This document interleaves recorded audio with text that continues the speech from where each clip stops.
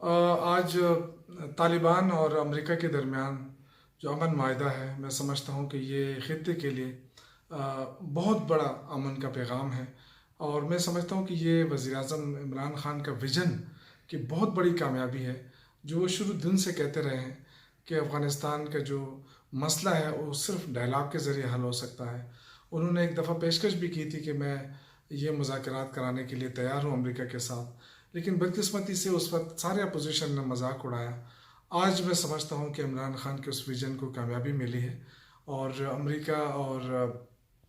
طالبان کے درمیان جو امن معاہدہ ہے، یہ سب سے زیادہ اس کا فائدہ افغانستان کو تو ہوگا ہی ہوگا، لیکن جو دوسرا فائدہ ہے وہ پاکستان کو ہے، کیونکہ ہمارا جو امن ہے وہ افغانستان کے ساتھ جڑا ہوا ہے۔ دوسرا یہ کہ جو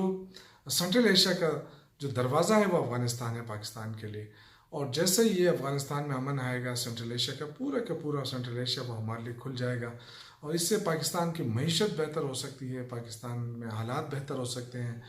خطے میں امن آ سکتا ہے۔ اور یہ بہت پہلے سے ہی جو کوششیں ہو رہی ہیں، اس میں ہماری فوج، ہمارے حکومت کی بہت زیادہ محنت کوشش رہی ہے کہ کسی طریقے سے امریکہ کو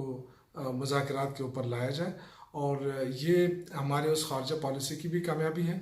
جس میں طالبان اور امریکہ کے بیچ مذاکرات ہوئے، آج امن معاہدہ طے ہوا۔ تو میں سمجھتا ہوں کہ یہ بہت بڑی کامیابی ہے خطے کے لیے بھی، اور